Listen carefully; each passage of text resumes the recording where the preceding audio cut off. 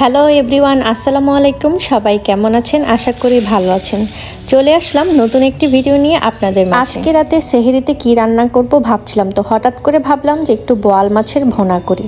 এরকম করে বোয়াল মাছের ভুনা করলে সেহরিতে খেতে অনেক বেশি ভালো লাগে। আমার সবসময় সেহরিতে অন্যরকম খাবার খেতে ভালো লাগে না, তো সেজন্য চেষ্টা করি একটু ভোনা ভোনা টাইপের খাবার রান্না করতে।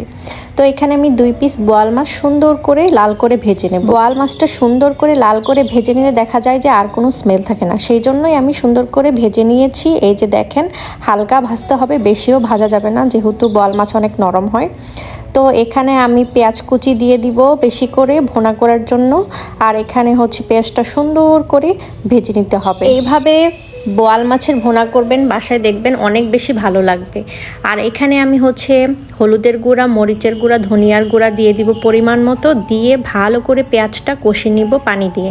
এই কষানোর মধ্যে সব টেস্ট। তো এখানে আমি টমেটো আর কাঁচামরিচ দিয়ে দিচ্ছি। তো স্মেলটা অনেক সুন্দর এসেছে আমার। দেখেন কালারটা দেখে বুঝতে পারবেন। তো এখানে এখন আমি মাছগুলো দিয়ে দিব। দেওয়ার পর এগুলো সুন্দর করে রান্না করে নিব।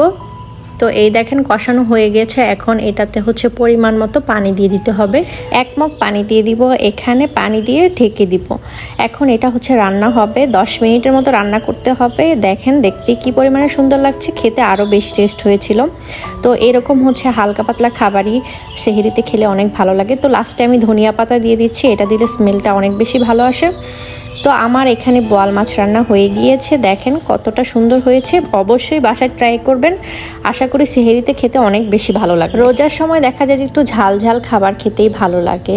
আর রাতের বেলায় ঘুম থেকে উঠে তেমন একটা খাওয়া যায় না। তো এই ধরনের খাবার ট্রাই করলে দেখবেন খেতে ভালো লাগবে। আজকের মতো এখানে বিদায় নিচ্ছি। সবাই ভালো থাকবেন। দেখা হবে নতুন একটি ভিডিও নিয়ে আপনাদের মাঝে। আল্লাহ হাফেজ।